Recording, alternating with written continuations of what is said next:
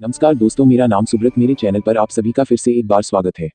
यदि आप मेरे चैनल पर नए हैं तो वीडियो को लाइक, शेयर और चैनल को सब्सक्राइब कर दीजिए। आज मैं आप लोगों को बताऊंगा भारत के महान अर्थशास्त्री एवं गणितज्ञ आर्यभट्ट के बारे में। आर्यभट्ट प्राचीन समय के सबसे महान खगोलशास्त्रियों और गणितज्ञों में से एक थे।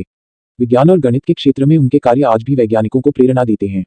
आर्यभट्ट उन पहले व्यक्तियों में से थे जिन्होंने बीजगणित एलजेब्रा का प्रयोग किया। आपको यह जानकर हैरानी होगी कि उन्होंने अपनी प्रसिद्ध रचना आर्यभट्टीय गणित की पुस्तक को कविता के रूप में लिखा। यह प्राचीन भारत की बहुचर्चित पुस्तकों में से एक है। इस पुस्तक में दी गई ज्यादातर जानकारी खगोलशास्त्र और गोलीय त्रिकोणमिति से संबंध रखती है। आर्यभट्टीय में अंकगणित, बीजगणित और त्रिकोणमिति के 33 नियम भी दिए गए हैं। आज हम सभी इस बात को जानते हैं कि पृथ्वी गोल है और अपनी धुरी पर घूमती है और इसी कारण रात और दिन होते हैं। मध्यकाल में निकोलस कोपर्निकस ने यह सिद्धांत प्रतिपादित किया था, पर इस वास्तविकता से बहुत कम लोग ही परिचित होंगे कि कोपर्निकस से लगभग 1000 साल पहले ही आर्यभट्ट ने यह खोज कर ली थी कि पृथ्वी गोल है और उसकी परिधि अनुमानित 24,835 मील है। सूर्य और चंद्र ग्रहण के हिंदू धर्म की मान्यता को आर्यभट्ट ने गलत सिद्ध किया। इस महान वैज्ञानिक और गणितज्ञ को यह भी ज्ञात था कि चंद्रमा और दूसरे ग्रह सूर्य की किरणों से प्रकाशमान होते हैं। आर्यभट्ट ने अपने सूत्रों से यह सिद्ध किया कि एक वर्ष में 366 दिन नहीं वरन 365.2951 होते हैं। प्रारंभिक जीवन। आर्यभट्ट ने अपने ग्रंथ आर्यभट्टीय में अपना जन्मस्थान कुसुमपुर और जन्मकाल शक संवत 398-476 ईसा पूर्व लिखा है।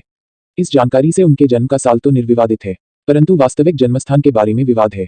कुछ स्रोतों के अनुसार आर्यभट्ट का जन्म महाराष्ट्र के अश्मक प्रदेश में हुआ था और ये बात भी तय है कि अपने जीवन के किसी काल में वे उच्च शिक्षा के लिए कुसुमपुरा गए थे और कुछ समय वहां रहे भी थे। हिंदू और बौद्ध परंपराओं के साथ साथ 7वीं शताब्दी के भारतीय गणितज्ञ भास्कर ने कुसुमपुरा की पहचान पाटलिपुत्र, आधुनिक पटना के रूप में की है। यहाँ पर अध्ययन का एक महान केंद्र नालंदा विश्वविद्यालय स्थापित था और संभव है कि आर्यभट्ट इससे जुड़े रहे हों। ऐसा संभव है कि गुप्त साम्राज्य के अंतिम दिनों में आर्यभट्ट वहां रहा करते थे। गुप्तकाल को भारत के स्वर्णिम युग के रूप में जाना जाता है। कार्य। आर्यभट्ट के कार्यों की जानकारी उनके द्वारा रचित ग्रंथों से मिलती है। इस महान गणितज्ञ ने आर्यभट्टीय दशगीतिका तंत्र और आर्यभट्ट सिद्धांत जैसे ग्रंथों की रचना की थी। विद्वानों में आर्यभट्ट सिद्धांत के बारे में बहुत मतभेद है। ऐसा माना जाता है कि आर्यभट्ट सिद्धांत का 7वीं सदी में व्यापक उपयोग होता था। संप्रति में इस ग्रंथ के केवल 34 श्लोक ही उपलब्ध हैं और इतना उपयोगी ग्रंथ लुप्त कैसे हो गया, इस विषय में भी विद्वानों के पास कोई निश्चित जानकारी नहीं है। आर्यभट्टीय उनके द्वारा किए गए कार्यों का प्रत्यक्ष विवरण प्रदान करता है। ऐसा माना जाता है कि आर्यभट्ट ने स्वयं इसे यह नाम नहीं दिया होगा, बल्कि बाद के टिप्पणीकारों ने आर्यभट्टीय नाम का प्रयोग किया होगा। इसका उल्लेख भी आर्यभट्ट के शिष्य भास्कर प्रथम ने अपने लेखों में किया है।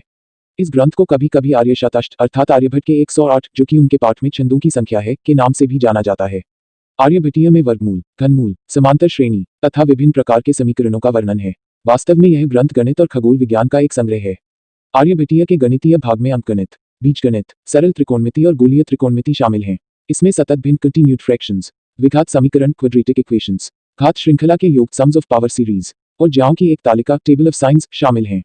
आर्यभट्टीय में कुल 108 छंद है। साथ ही परिचयात्मक 13 अतिरिक्त हैं। यह 4 पदों अथवा अध्यायों में विभाजित है। गीतिकपाद, गणितपाद, कालक्रियापाद, गोलपाद, आर्य सिद्धांत। आर्य सिद्धांत खगोलीय गणनाओं के ऊपर एक कार्य है।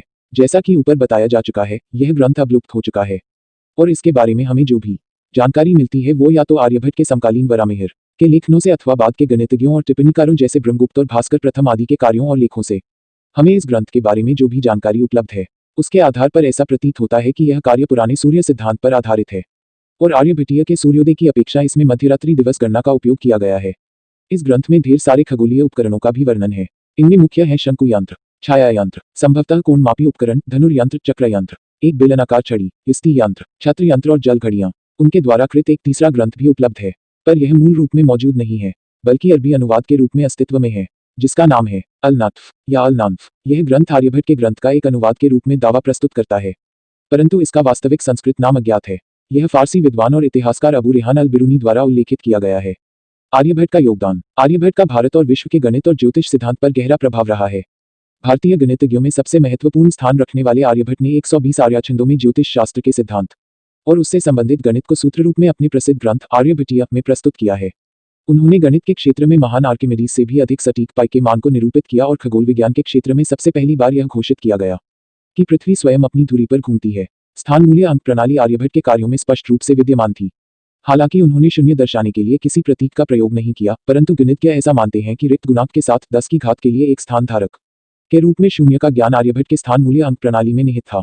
यह हैरान और आश्चर्यचकित करने वाली बात है कि आजकल के उन्नत साधनों के बिना ही उन्होंने लगभग 1500 साल पहले ही ज्योतिषशास्त्र की खोज की थी। जैसा कि हम पहले ही बता चुके हैं, कोपर्निकस 1473 से 1543 ईस्वी द्वारा प्रतिपादित सिद्धांत की खोज आर्यभट्ट 1000 वर्ष पहले ही कर चुके थे। गौड़पाद में आर्यभट्ट ने सर्वप्रथम यह सिद्ध किया कि पृथ्वी अपने अक्ष पर घूमती है।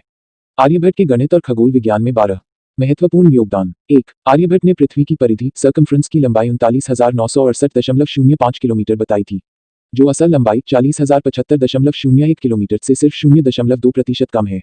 2. आर्यभट्ट ने वायुमंडल की ऊंचाई 80 किलोमीटर तक बताई थी। असल में वायुमंडल की ऊंचाई 1600 किलोमीटर से भी ज्यादा है, पर इसका 99% हिस्सा 80 किलोमीटर की सीमा तक ही सीमित है। 3. आर्यभट्ट ने सूर्य से ग्रहों की दूरी के बारे में बताया है। वह वर्तमान माप से मिलता जुलता है।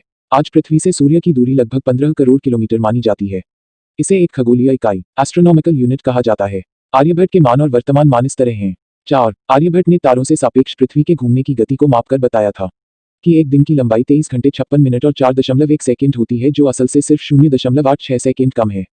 आर्यभट्ट से पहले भी कई ग्रीक, यूनानी और भारतीय वैज्ञानिकों ने एक दिन के समय की लंबाई को बताया था, पर वो आर्यभट्ट की गणना जितनी सटीक नहीं थी। 5. आर्यभट्ट के अनुसार एक साल की लंबाई 365.25868 दिन के बराबर होती है, जो कि आधुनिक गणना 365.25636 के लगभग बराबर है। 6. चांद के पृथ्वी के इर्द गिर्द चक्कर लगाने की अवधि को आर्यभट्ट ने 27.32167 दिन के बराबर बताया था, जो कि आधुनिक गणना 27.32166 के लगभग बराबर है।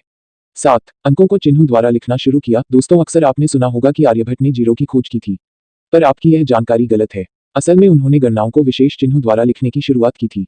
उनसे पहले किसी लेख में गणनाओं को शब्दों में लिखा जाता था, जैसे कि 1, 2, 3, 11, 15, 20 आदि, पर उन्होंने गणनाओं को आधुनिक नंबर सिस्टम में लिखना शुरू किया, जैसे कि 1, 2, 3, 11, 15, 20h। यहाँ पर ध्यान दें कि 1, 2, 3 अंग्रेजी चिन्ह है, जबकि आर्यभट्ट ने किन्हीं और चिन्हों का प्रयोग किया था, जिनके बारे में अब पता नहीं। 8. आर्यभट्ट ने केवल यही नहीं बताया कि सूर्य ग्रहण और चंद्र ग्रहण क्यों लगते हैं, बल्कि ग्रहण लगने का समय निकालने का फॉर्मूला भी बताया।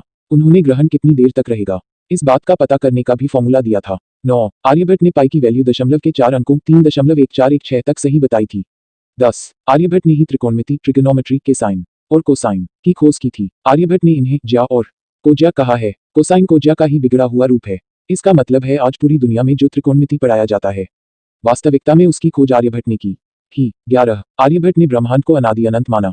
भारतीय दर्शन के अनुसार अग्नि, जल, वायु, पृथ्वी और आकाश, इन 5 तत्वों के मेल से इस सृष्टि का सृजन हुआ है, परंतु आर्यभट्ट आकाश को तत्व नहीं माना। 12. आर्यभट्ट ने उस समय की प्रचलित अवधारणा को रद्द कर दिया कि पृथ्वी इस ब्रह्मांड के केंद्र में है। आर्यभट्ट के अनुसार सूर्य सौर मंडल के केंद्र में स्थित है और पृथ्वी समेत बाकी ग्रह उसकी परिक्रमा करते हैं। तो दोस्तों, यह था हमारे प्राचीन भारत और महावैज्ञानिक आर्यभट्ट का कमाल, जिनकी वजह से हम कह सकते हैं कि हमारे भारत ने दुनिया को केवल जीरो ही नहीं दी, बल्कि और भी बहुत कुछ दिया है। अगर वीडियो अच्छा लगा तो कमेंट करके मुझे जरूर बताएं।